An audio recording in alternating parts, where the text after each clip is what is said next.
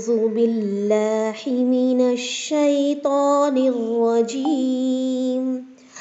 بسم الله الرحمن الرحيم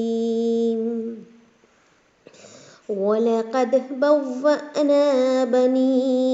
إِسْرَائِيلَ مُبَوَّأَ صِدْقٍ وَرَزَقْنَاهُم مِّنَ الطَّيِّبَاتِ فَمَا اخْتَلَفُوا حَتَّىٰ جَاءَهُمُ الْعِلْمُ إِنَّ رَبَّكَ يَقْضِي بَيْنَهُمْ يَوْمَ الْقِيَامَةِ فِيمَا كَانُوا فِيهِ يَخْتَلِفُونَ فَإِن كُنتَ في شك مما أنزلنا إليك فاسأل الذين يقرؤون الكتاب من قبلك لقد جاءك الحق من ربك فلا تكونن من الممترين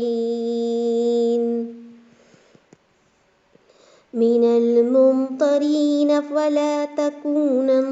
من الذين كذبوا بآيات الله فتكون من الخاسرين۔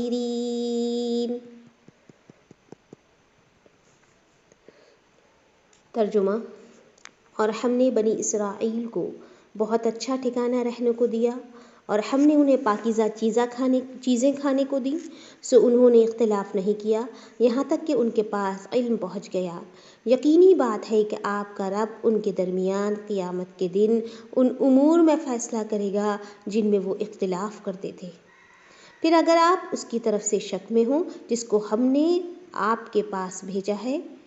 تو آپ ان لوگوں سے پوچھ لیجئے جو آپ سے پہلی کتابوں کو پڑھتے ہیں، بے شک آپ کے پاس آپ کے رب کی طرف سے سچی کتاب آئی ہے،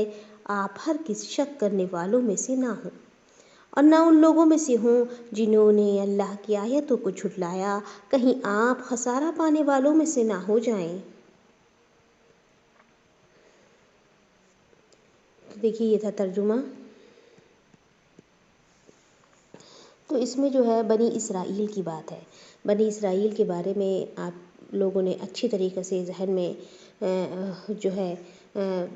یہ رکھا ہوگا کہ بنی اسرائیل کی کیا خرابیاں تھیں، اللہ تعالیٰ کے کیا انعامات تھے، کیا ان کے انجام ہوئے، تاکہ ہم جو انہوں نے خرابیاں پیدا ہوئیں ان میں اس سے جو ہے بہت زیادہ جو ہے بچتے ہوئے رہ سکیں، کیونکہ آج ہمارے مسلمانوں میں بھی اور ہم میں بھی وہی خرابیاں، دنیا کی محبت اور یہ ساری چیزیں آ گئی ہیں جو پچھلی قوموں کی خرابیاں تھیں، اقوام کی خرابیاں تھیں۔ تو دیکھیے اللہ تعالیٰ فرماتے ہیں یہاں آیت نمبر 93 میں کہ ہم نے بنی اسرائیل کو بہت اچھا ٹھکانہ رہنے کو دیا اور بہت اچھی پاکیزہ چیزیں، جس میں آپ جانتی ہیں من و سلویٰ بھی شامل ہے، تو یہ من و سلویٰ بھی ان کو دیا گیا۔ تو یہ خاص اللہ تعالیٰ کی طرف سے کھانا تھا، رزق تھا جو انہوں نے کھایا، اور کسی بھی قوم کسی کو بھی ایسا کھانا نہیں دیا گیا، اور اس کا جو مزہ تھا خاص اللہ کی رحمت تھی اس میں۔ پھر اللہ تعالیٰ نے فرمایا کہ انہوں نے اختلاف نہیں کیا یہاں تک کہ ان کے پاس علم پہنچ گیا، یعنی کہ ایک تو اللہ کا شکر ادا کرنے کی بجائے آپس میں اختلاف، پھر یہ اختلاف بھی لا علمی جہالت کی وجہ سے نہیں بلکہ علم آ جانے کے بعد،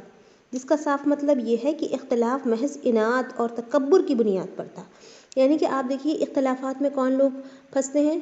ہم یہ سمجھیں کہ جاہل نہیں بلکہ اللہ تعالیٰ فرماتے علم آ جانے کے باوجود ان لوگوں نے آپس میں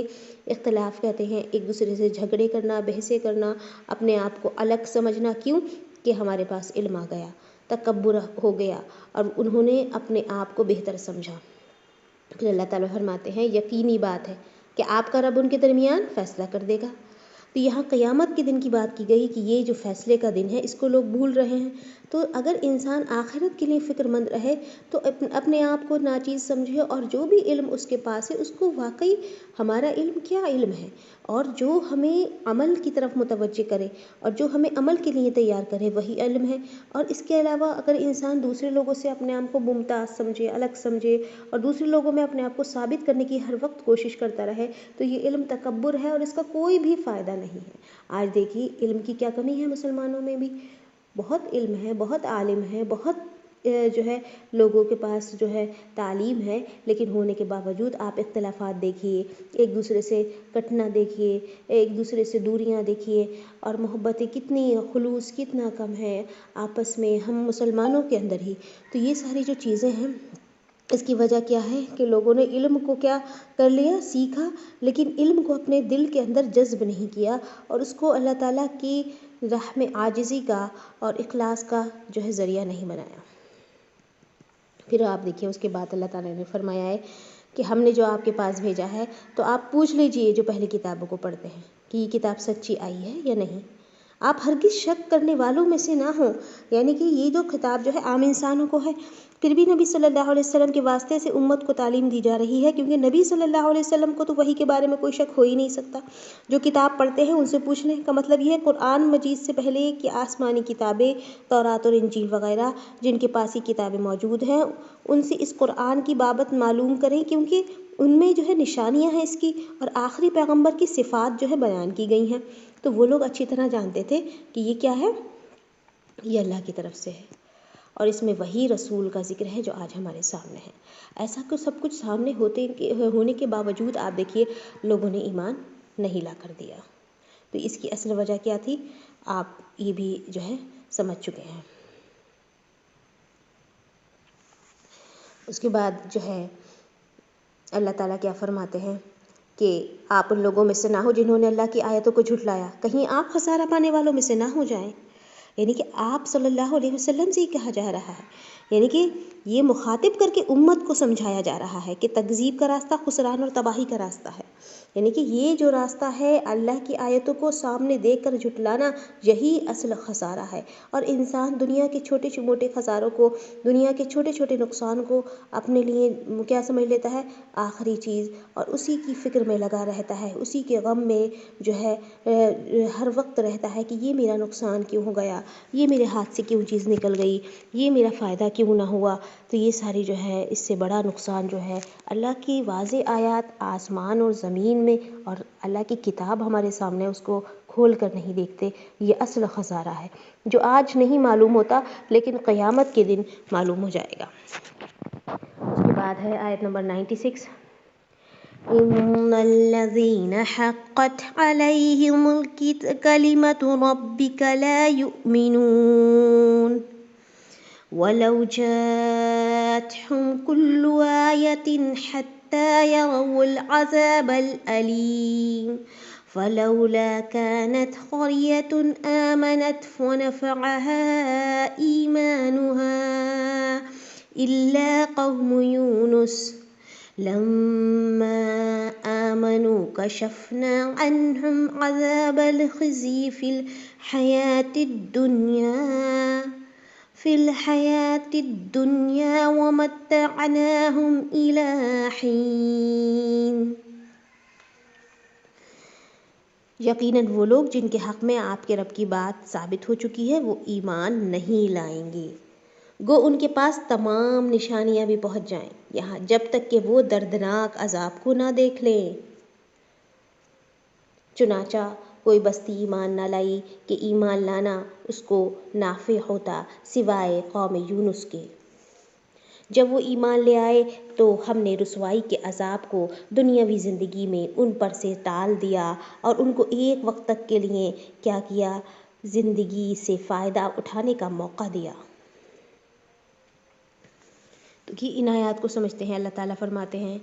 کہ وہ لوگ جن کے حق میں آپ کے رب کی بات ثابت ہو چکی ہے وہ تو ایمان نہ لائیں گے، یعنی کہ ایمان لانے کے لیے اللہ تعالیٰ کی طرف سے ایک بات ثابت ہو جاتی ہے۔ یہ بات یہاں سے ہمیں سمجھ آ رہی ہے کہ اللہ تعالیٰ جس کے حق میں گمراہی طے کر دے یا ہدایت طے کر دے اس کے لیے ہدایت کا راستہ آسان ہو جاتا ہے، لیکن یہ اللہ تعالیٰ کی طرف سے جبراً نہیں ہوتا کہ زبردستی کسی کو گمراہی کی طرف دھکیل دیا جائے یا نہ چاہے کوئی تب بھی اسے ہدایت کی طرف مجبور کیا جائے، بلکہ وہ لوگ جو یہ ثابت کر دیتے ہیں کہ آپ دیکھیے ان سے پہلی آیات میں جھٹلانے کی بات آئی ہے، کہ اس سے پہلے آیات میں کیا بات آئی ہے کہ علم آنے کے باوجود ان لوگوں نے کیا کیا، اللہ تعالیٰ کے احسانات کو نہیں مانا اور اختلافات کیے۔ تو جو یہ صفات رکھتے ہیں ان کو اللہ تعالیٰ نے کیا فرما دیا کہ یہی وہ لوگ ہیں یقیناً جن کے حق میں آپ کے رب کی بات ثابت ہو چکی ہے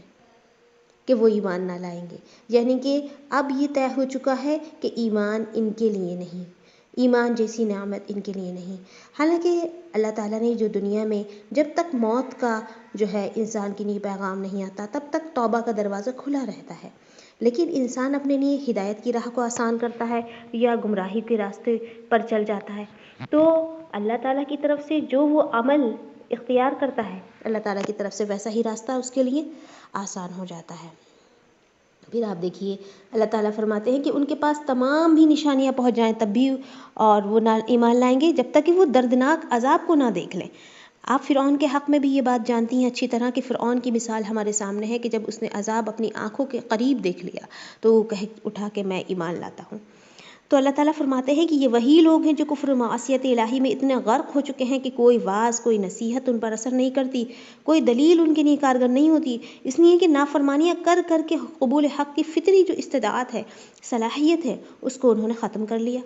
ان کی آنکھیں اگر کھلتی ہیں تو اس وقت جب کہ عذاب الہی ان کے سروں پر آ جاتا ہے، اللہم اعاذنا اللہ منہ، تب وہ ایمان اللہ کی بارگاہ میں قبول نہیں ہوتا۔ جیسے سورہ مومن میں فرمایا اللہ تعالیٰ نے، آیت نمبر 85 ہے، وَلَمْ يَكُنْ يَنْفَعُهُمْ إِيمَانًا لَمَّا بَعَثْنَا، جب وہ ہمارا عذاب دیکھ چکے ہو اس وقت ان کے ایمان نے انہیں کوئی فائدہ نہ دیا۔ تو ایک تو یہ دیکھیے عذاب الہی ہے، ایک دیکھیے موت کا وقت قریب ہے ہر انسان کے، آپ یہ نہیں کہہ سکتی میرا بہت دور ہے ابھی مجھے کوئی فکر نہیں۔ دور اور قریب اگر یہ اس معنی میں لیں، کسی کے 10 سال ہیں مان لیجیے، کسی کے 20 سال ہیں، لیکن آپ اس حیثیت سے اس کو لیں اگر کسی کا ایک دن بھی باقی ہے تو کیا پتہ وہ ایمان کی اس لیول کو پہنچ جائے کہ وہ اللہ تعالیٰ کو راضی کر لے، اور کسی کو صدیاں بھی مل جائے تو وہ کیا کرے۔ تو یہ وقت بیکار ہے اگر ہم اس عمل کو، اس وقت کو اپنے لیے اللہ تعالیٰ کی رضا کا ذریعہ نہ بنائیں، کہ ہر جو بھی عمل جو بھی نیت ہم کریں اس کو ہم خالص کر کے کریں اور اللہ کی رضا کے لیے کریں، تب وہ دیکھیے ہمارے لیے بہت پازیٹیو ہوگا، بہت کارگر ہوگا، بہت جو ہوگا ہمارے لیے بابرکت ہوگا۔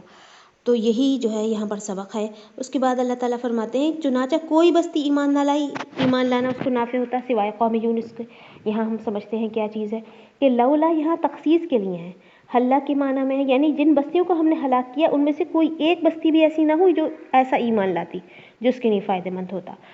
کون سی قوم؟ سوائے قوم یونس علیہ السلام کے، کہ جب وہ ایمان لے آئی تو اللہ نے اس سے عذاب کو دور کر دیا۔ اس کا مختصر پسر منظر یہ ہے بیک گراؤنڈ کے، یونس علیہ السلام نے جب دیکھا کہ ان کی دعوت و تبلیغ سے ان کی قوم متاثر نہیں ہو رہی تو انہوں نے اپنی قوم میں اعلان کر دیا کہ فلاں فلاں دن پر تم پر عذاب آ جائے گا، اور خود وہاں سے نکل گئے۔ جب عذاب بادل کی طرح ان پر امڑ آیا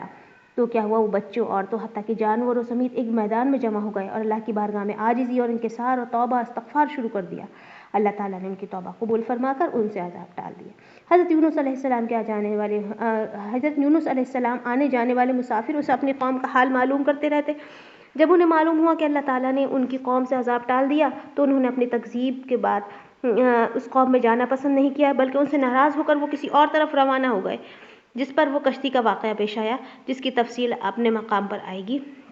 البتہ مفسرین کے درمیان اس امر میں اختلاف ہے کہ قوم یونس ایمان کب لائی، عذاب کو دیکھ کر لائی جبکہ ایمان لانا نافع نہیں ہوتا، لیکن اللہ تعالیٰ نے اسے اپنے اس قانون سے مستثنیٰ کر کے اس کے ایمان کو قبول کر لیا، یا ابھی عذاب نہیں آیا تھا بلکہ وہ مرحلہ نہیں آیا تھا کہ جب ایمان نافع نہیں ہوتا۔ لیکن قرآن کریم نے قوم یونس کا اللہ کے ساتھ جو استثناء کیا ہے وہ پہلی تفسیر کی تائید کرتا ہے، واللہ اعلم بالصواب۔ تو یہاں سے ہمیں بات سمجھ میں آئی کہ قوم یونس وہ قوم تھی کہ اللہ تعالیٰ نے عذاب قریب تھا اس کے، لیکن اس نے ایسے توبہ اور استغفار کیے کہ اللہ تعالیٰ نے اس کو معاف فرمایا۔